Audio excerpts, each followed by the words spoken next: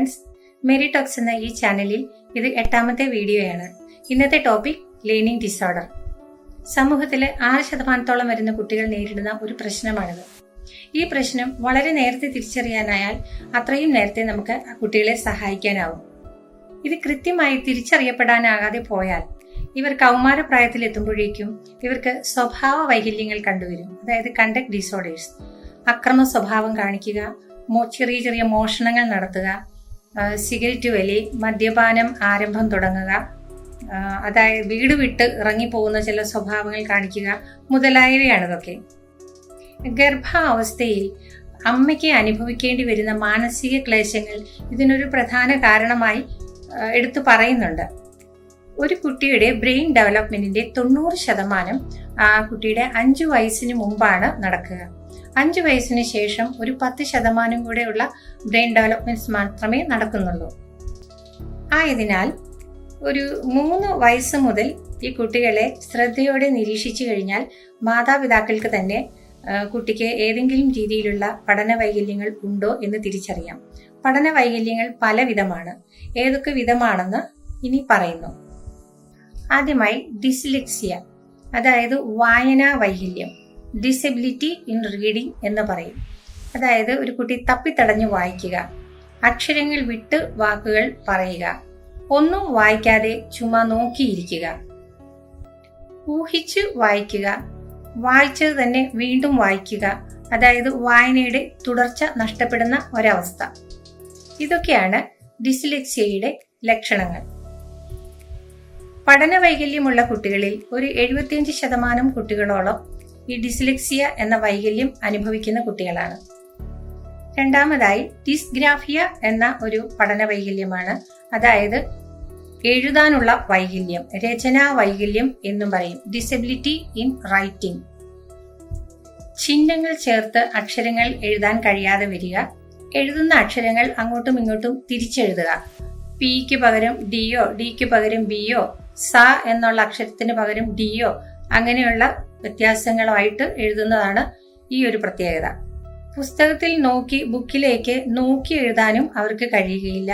ഇനി അഥവാ നമ്മൾ പറഞ്ഞു കൊടുക്കുന്ന വാക്കുകളും അതേപോലെ എഴുതുവാനുള്ള ഒരു പ്രാപ്തിയും ഈ കുട്ടികൾക്ക് ഉണ്ടാവുകയില്ല. മൂന്നാമതായി ഡിസ്കാൽക്കുലിയ, അതായത് ഗണന വൈകല്യം, ഡിസബിലിറ്റി ഇൻ ലേണിംഗ് മാത്തമാറ്റിക്സ്. ഇതിൽ ചെറിയ ചെറിയ കണക്കുകൾ പോലും ഈ കുട്ടികളെ കൊണ്ട് ചെയ്യുവാൻ കഴിയുകയില്ല. കൈവിരലുകളും കാൽവിരലുകളും ഉപയോഗിച്ചു മാത്രമാണ് അവർ കണക്ക് കൂട്ടലുകൾ നടത്തുന്നത്. കണക്കിന്റെ ബേസിക് ഓപ്പറേഷൻസ് ആയ സബ്ട്രാക്ഷൻ, അഡീഷൻ, മൾട്ടിപ്ലിക്കേഷൻ, ഡിവിഷൻ എന്നിവയൊക്കെ അങ്ങോട്ടും ഇങ്ങോട്ടും മാറിപ്പോകുന്ന ഒരവസ്ഥയും ഈ കുട്ടികൾ നേരിടേണ്ടി വരുന്നു.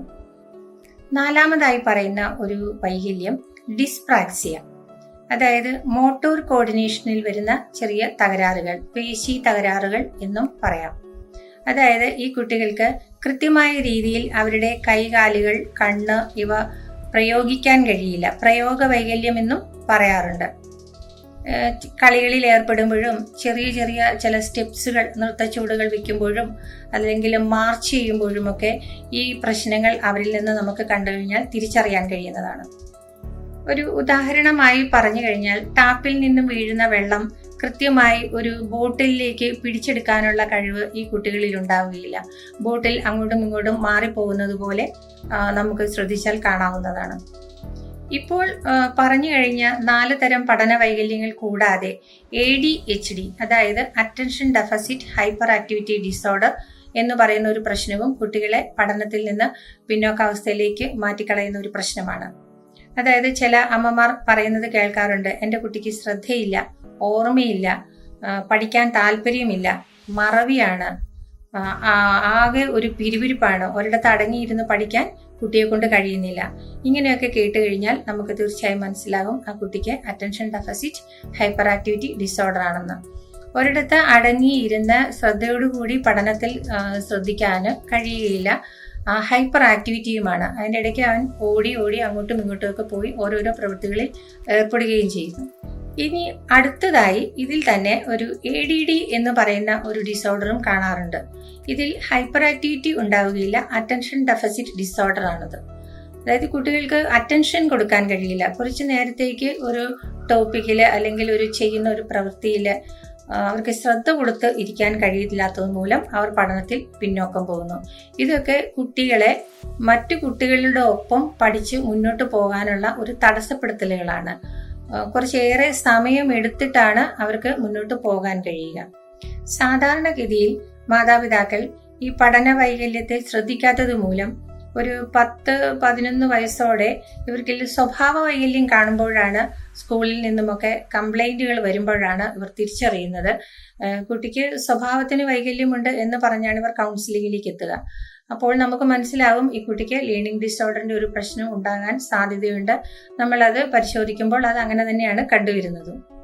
ലേണിംഗ് ഡിസോർഡർ എന്ന പ്രശ്നം അനുഭവിക്കുന്ന പല കുട്ടികളും ഇത് എന്താണ് എൻ്റെ കുട്ടിക്ക് എന്ന മാതാപിതാക്കളുടെ ഒരു തിരിച്ചറിവില്ലായ്മ മൂലം ഒത്തിരിയേറെ മാനസിക ക്ലേശങ്ങൾ നേരിടേണ്ടി വരുന്നുണ്ട്. ഈ കുട്ടികളോട് വളരെ ക്ഷമയോടെ പെരുമാറുക എന്നുള്ളതാണ് ഒന്നാമത്തെ കാര്യം. രണ്ടാമത്, കുട്ടിയെ കൂടുതൽ കുറ്റപ്പെടുത്താതിരിക്കുക. മനസ്സിനെ തളർത്തുന്ന രീതിയിൽ കുട്ടികളെ വഴക്കു പറയാതിരിക്കുക.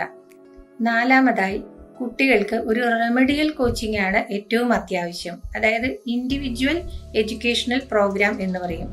അതായത് ട്യൂഷൻ എന്നുള്ളൊരു സമ്പ്രദായത്തിലേക്ക് പോയാൽ ഈ കുട്ടികൾ രക്ഷപ്പെടുകയില്ല.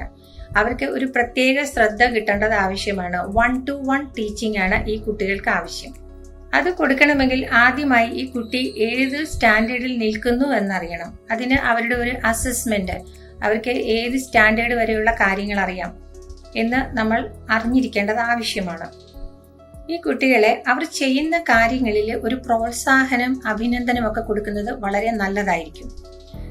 ഇവർക്ക് മൾട്ടിപ്പിൾ ഇന്റലിജൻസുകൾ ഉള്ള കുട്ടികളായിരിക്കും. അവരുടെ ഇന്റലിജൻസ് ഏത് വിഭാഗത്തിൽപ്പെട്ടതാണെന്നും കൂടെ അറിഞ്ഞു കഴിഞ്ഞാൽ, ആ രീതിയിലും കൂടെ അവരെ പ്രോത്സാഹിപ്പിച്ചു കഴിഞ്ഞാൽ അവർ ജീവിതത്തിൽ നല്ല നിലകളിലേക്ക് ഉയർന്നു പോകാനുള്ള എല്ലാ സാധ്യതകളുമുണ്ട്.